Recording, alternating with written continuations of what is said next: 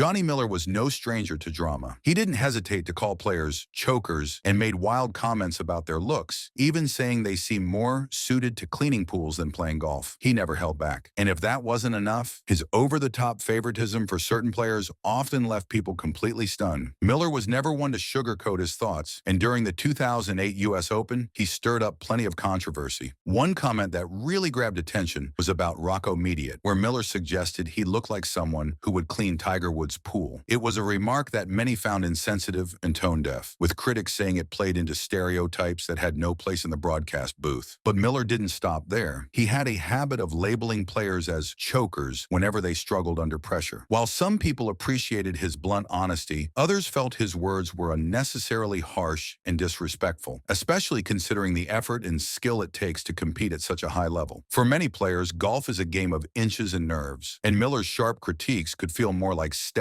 than constructive commentary. To make things even more complicated, Miller had a clear soft spot for certain players, most notably Tiger Woods. His praise for Woods often bordered on over the top, while he didn't hesitate to tear into others for their mistakes. Fans couldn't help but notice this imbalance, with some accusing him of blatant favoritism. It created a feeling that Miller wasn't always giving everyone a fair shake, focusing instead on a select few while leaving others out in the cold. Miller got his start in professional golf early, joining the PGA Tour in 1969 at just 22 years old. By 1971, he had his first tour victory, setting the tone for a career full of ups, downs, and unforgettable moments. Over his career, he secured two major championship titles, the 1973 U.S. Open and the 1976 Open Championship. Both wins showcased his incredible ball-striking ability and his knack for performing on the biggest stages. The 1973 U.S. Open at Oakmont is perhaps Miller's crowning achievement and one of the most famous performances in golf history. Heading into the tournament, Miller had been consistent with 8 top 10 finishes that year, including a tie for 6th at the Masters. But he had yet to win in 1973, and expectations weren't particularly high for him at Oakmont, a notoriously challenging course. Miller's start at Oakmont was steady, playing the first 2 rounds alongside Arnold Palmer and his massive army of fans. By the end of Friday, Miller was 2 under par, but a rough Saturday left him at 3 over, 6 shots behind the leaders. At that point, few thought he had a chance to win, but what happened on Sunday was nothing short of legendary. Starting the final round in 12th place, Miller teed off earlier than the leaders. Armed with a fresh game plan and his signature confidence, he went on to shoot an incredible 8 under par 63, the lowest round in major championship history at the time. He hit all 18 greens in regulation and birdied the first 4 holes to set the tone. His irons were laser accurate, with 10 approach shots landing within 10 feet of the hole. Even with a 3-putt bogey on the par 3 8th, he kept his focus and delivered a performance for the ages. When the dust settled, Miller had climbed past legends like Jack Nicklaus, Gary Player, and Arnold Palmer to claim his first major championship. His record-breaking 63 remained the gold standard in majors until Brandon Grace shot a 62 at the Open in 2017. Miller didn't stop there. A month later, he tied for second at the Open Championship at Royal Troon, just 3 strokes behind Tom Weiskopf. This kicked off a streak of 5 consecutive top 10 finishes at the Open, proving he was one of the best in the game during the mid-1970s. The following year, 1974, was the pinnacle of Miller's career. He dominated the PGA Tour, winning 8 events and earning over $350,000 in prize money, a record at the time. His remarkable consistency and ability to go low made him the leading money winner that year, dethroning Jack Nicklaus. In 1975, Miller continued his hot streak, starting the season with 3 wins, including a 14-shot victory at the Phoenix Open and a 9-shot win at the Tucson Open. These performances highlighted his incredible precision with short irons. As Miller put it, "When I was at my peak, I felt like I could knock down the pin from anywhere." Miller's second major title came at the 1976 Open Championship at Royal Birkdale. The course was playing firm and fast due to an intense heat wave in England, making it a tough challenge for players. But Miller rose to the occasion, shooting a final round 66 to win by 6 strokes over Nicklaus and a young Seve Ballesteros. His victory solidified his place as one of the game's greats. However, Miller's career took a turn in the late 1970s. Struggling with a condition often referred to as the yips, he went 3 years without a win. It was a challenging time for him, and he even considered stepping away from the sport. What kept him going was a verse from the Bible that inspired him. "It's not what you accomplish in life, but what you overcome." He also credited Jack Nicklaus for being a supportive figure during this tough period. Miller eventually regained his form, winning the Jackie Gleason Inverary Classic in 1980, his first victory victory in nearly 4 years. In 1981, he had another standout season, winning multiple times and claiming the $1 Million